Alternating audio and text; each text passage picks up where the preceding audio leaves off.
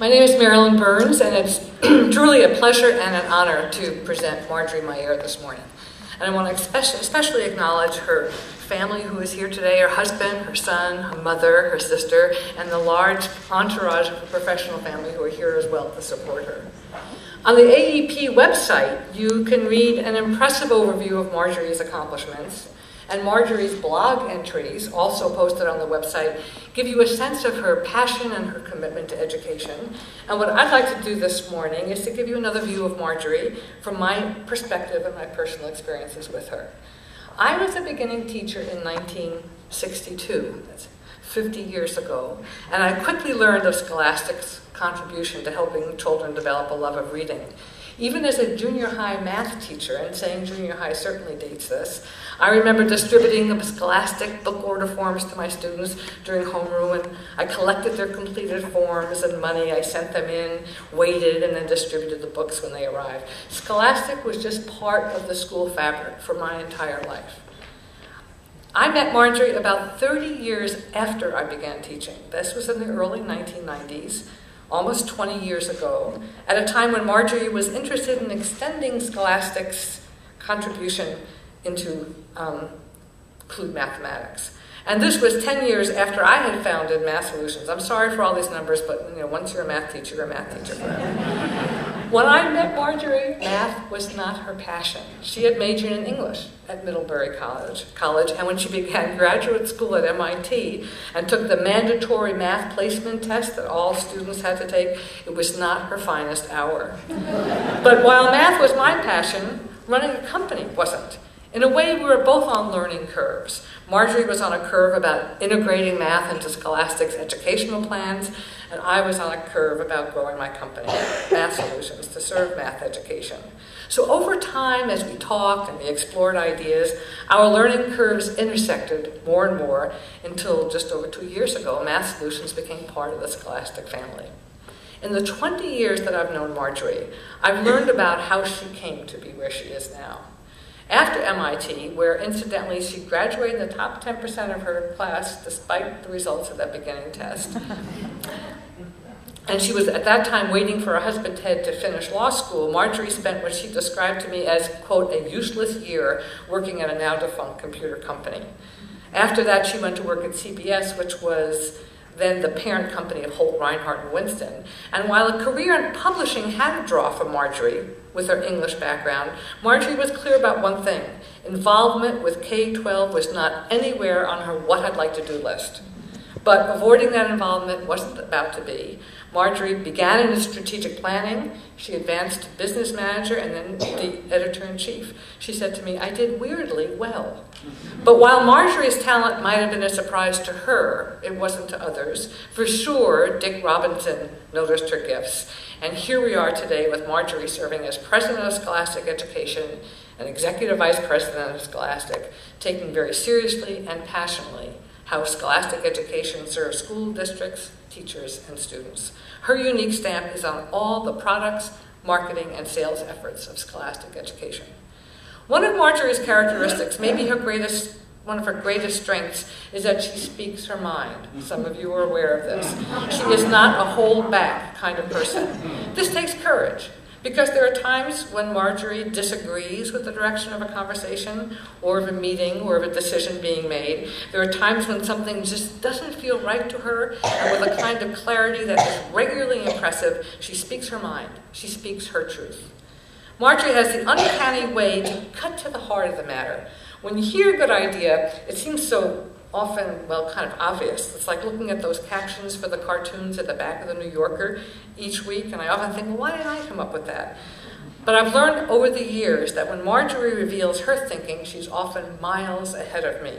She has the ability to understand issues from multiple perspectives and to weave those perspectives together powerfully and coherently. But even when I'm not yet clear about what she's thinking, or if I'm not sure I agree, I've learned there's always something that I can learn. I'm a direct recipient of how Marjorie pushes, trusts, and supports. She is truly remarkable. Because of her effort to increase literacy rates among adolescents, in 2007, Marjorie was selected as a reader's favorite on the Fast Company magazine annual Fast 50 list of people who are doing extraordinary things. In 2008, she was one of Pink magazine's top 15 women in business, an exclusive list of the most influential women who are driving innovation and revenue in corporate America. And now, in 2012, AEP is honoring Marjorie for her dedication, her success, helping students and educators reach their full potential. Marjorie carbonates the air. We don't have champagne right now to toast her accomplishments, but we do have the opportunity to hear about Marjorie and from Marjorie. So first, may we please see the video. I first met Marjorie at an educational convention. It was a little more than 20 years ago. She was witty, she was charming, she was full of energy, she was a little bit sly and clever and full of fun. And since that's the spirit that we try to bring into our materials, I thought this is a person that really could be great for this company.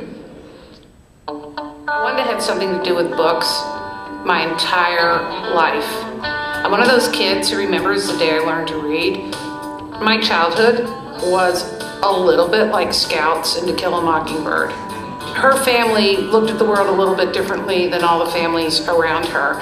And she was allowed to really explore her environment on her own. I like school because it was a chance to show that you were pretty smart, but I was always in trouble. When I was in high school, I ran the underground newspaper. I wore pants to high school when you weren't supposed to, and just every way I could push on the system, I would do it.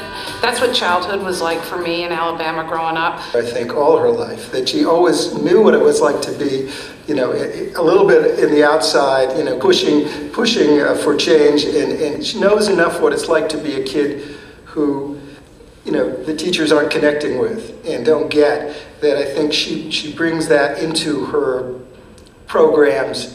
Back to life, back to reality, back to life, back to reality. You're not going to change the life of the child by handing them the same old stuff that hasn't worked.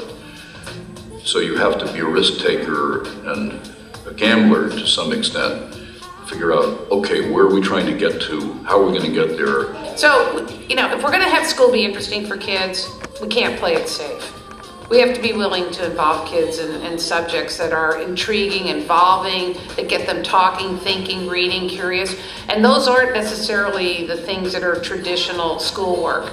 So one of the things I love about Scholastic is the culture of courage. We are willing to really think about what kids are going to be interested in and take risks. I think that's characterizes her drive and her ability to break through normal boundaries and set new goals and new standards and reach new heights. Read 180 has proved to be just so far ahead of its time and has stood up the test of time in helping struggling readers learn to read. Marjorie has great instinct, tremendous vision. It was really Marjorie who, saw it and said, there's something really good here. This is something we've got to do.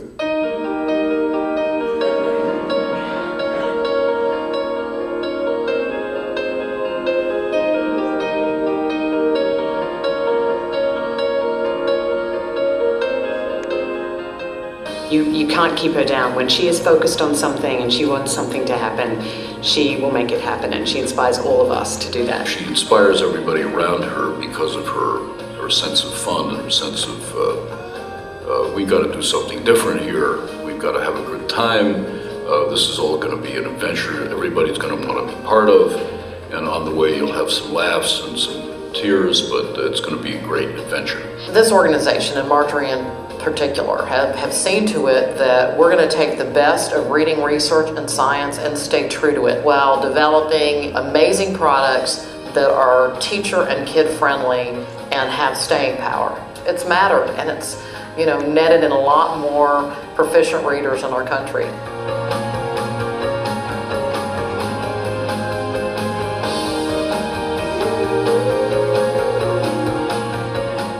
My mom, Marjorie, is pretty amazing. She's really good at what she does. She really knows that what she's doing is a good thing, that it's a valuable thing to help to teach kids how to read. If there was one thing I could say to Marjorie, I would really just want to. There's no way to thank her. I can't say the words that I'm going to say to her is enough, because she created a program that not only changed my life, but the students that were also in the class. I love my job. I have the best job in the United States.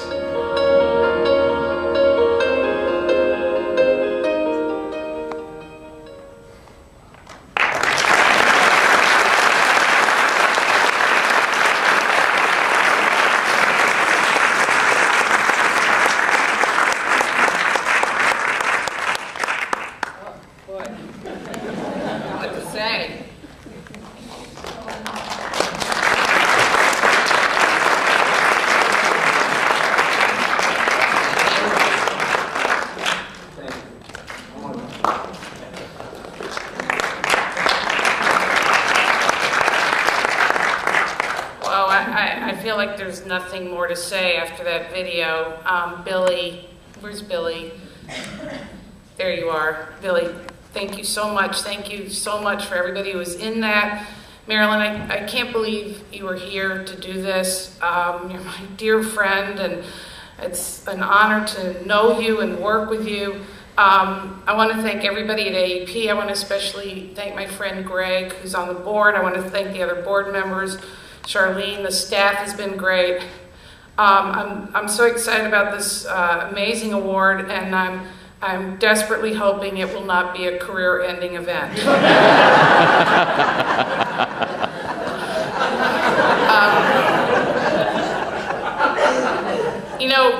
When you get one of these awards, as Karen and Dick said, and I feel like I'm in the very best company being here with the two of you. But when you get one of these awards, it comes with certain requirements. Marilyn warned me about this. She told me it was a lot of work. And it was a certain amount of work. I had to write a few answers to questions that went in the AEP blog. And I had to think about the speech, and that meant I had to reflect a little bit on my career. So when I was thinking about my career, I thought about the fact that while my children were growing up, I used to try to get them to work hard, and I used to say to them, there's a reason why work is called work and play is called play. But when I said these words about work and play being different, I wasn't being completely truthful. It's kind of like I wasn't completely truthful, Henry, when I told you that I didn't really smoke pot in college. I warned Henry I was going to say that, and he said, Mom, I knew you didn't smoke. I knew you smoked pot in college. You went to Middlebury. But the truth for me, and it was so gratifying to hear Dick say this, is that work and play are indistinguishable, and I can't tell you how important I think a sense of play is to what we do as an industry. Of course, education is a serious enterprise. I'm thinking right now about my friend Dolores Seamster, who is a turnaround principal and educator in Dallas, Texas, par excellence, and she taught me that education is really a life or death matter. For the kids who get a good education, they have every opportunity in this country to have a great life, and for the kids who don't, they too often end up in jail or die young. But without instilling creativity, fun, and surprise, I think we leave behind the kids, and we also leave behind the adults who are taking care of them. Now, I think everybody I work with already knows this, so I'm not revealing a big secret. I have a permanent age of about 9, or maybe 10. And I'm a big believer that we all have a permanent age at our core. You know how you meet some children and they seem like old souls? Well, I'm an old soul with a child inside. And my mother, who's sitting here, she knows that I'm not really that changed from that mouthy kid that grew up in Birmingham, Alabama, I was always in trouble for my poor conduct. And my mother, to her credit, she really didn't care how bad I was in school as long as I did okay at grades. And my sister, who's here, she and I like to say that our mother sometimes would come to school and just pick us up to go out to lunch. She wasn't always sending a message that school was number 1. But when I wasn't at school, I was I sort of remember my childhood. I was running around the neighborhood all the time, and if I wasn't on the go, I was definitely reading. And I couldn't agree more with this. I think this great quote from Proust, which is that there are no days of our childhood lived so fully as those we spend with a favorite book. And I think everybody here is a reader and probably can reflect back and think about that. And in all honesty, I can't really remember a time that I didn't want to be involved with publishing and books. I think even when I was a little kid that's what I really wanted to do. So as Marilyn said, I got drafted into K-12 kicking and screaming. I was 24 when I got to CBS Publishing, and I just didn't think K-12 was sexy enough. Now, if all of you had been there, and you're all extremely sexy, maybe I would have had a different opinion. But I wanted to work in college. I wanted to work in, we owned Saunders, medical, trade, magazines. I wanted to do anything except K-12. But I had a teaching certificate from Middlebury, and my manager thought that made me qualified. Now, that was a really happy mistake. I definitely wasn't qualified. I wasn't qualified to teach, and I wasn't qualified to work on K-12 anything. But I got addicted to K-12 publishing very, very quickly. And that's because I could see early on how revolutionary and even subversive K-12 publishing is. Because what you have as a K-12 publisher is you have an opportunity to put very aspirational content in front of large populations of kids and teachers. And if you get it really right, you have an unmatched opportunity for radical change.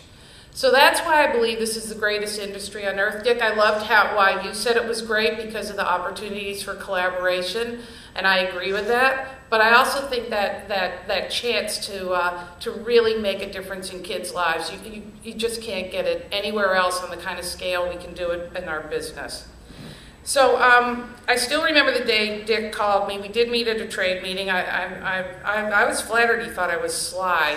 That's not the first word I would put with my personality. But anyway, I was working again where we had a nice run with World of Reading, and Dick was interested in moving more into the core using the Scholastic brand. So he flew up to Boston where I was working. It was a really foggy day, and his plane was delayed. And I was sitting in a hotel lobby waiting for him. I was feeling really guilty for putting him through this travel ordeal and wasting his time, since there was no way I was going to leave my job at Simon & Schuster. I love my job. But Dick arrived, we sat down, and he had me like within 3 minutes. It was a combination of Dick and the word Scholastic.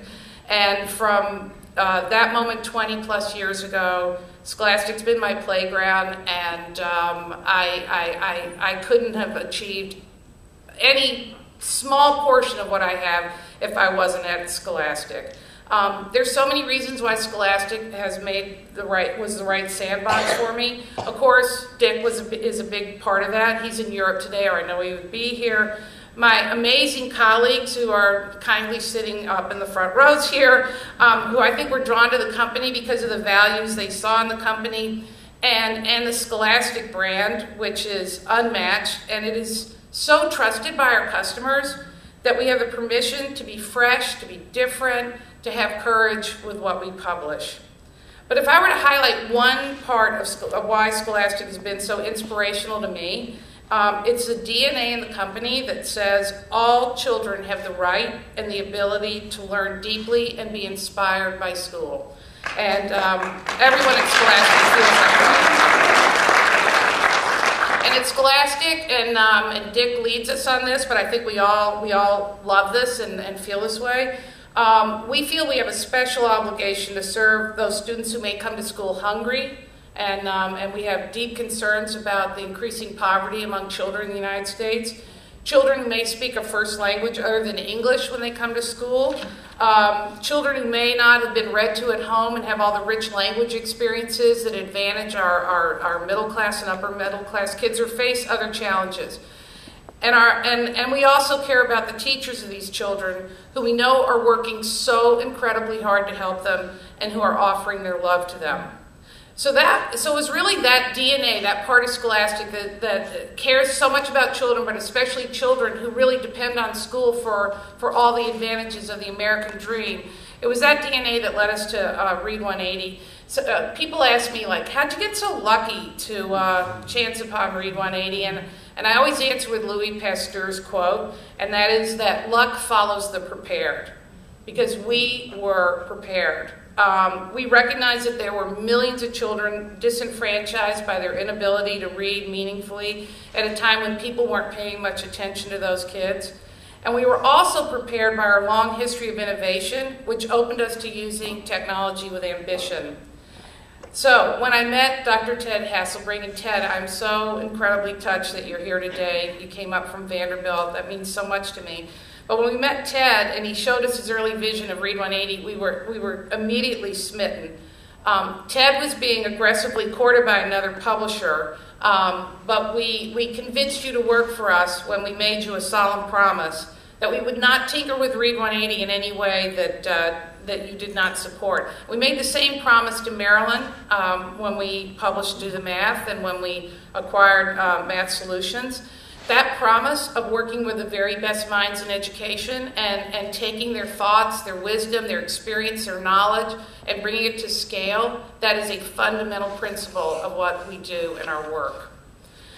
So, being part of Read 180, I have to tell you, has been the great professional learning experience of my life.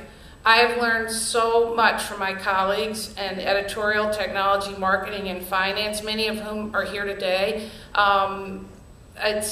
Read 180 is really the collective work of a brilliant team of people, and I'm so grateful to them for the continuous innovation and quality that they bring to Read 180. Rose, I'm looking at you. I'm sorry, but I am. Rose Else-Mitchell, who's our genius publisher.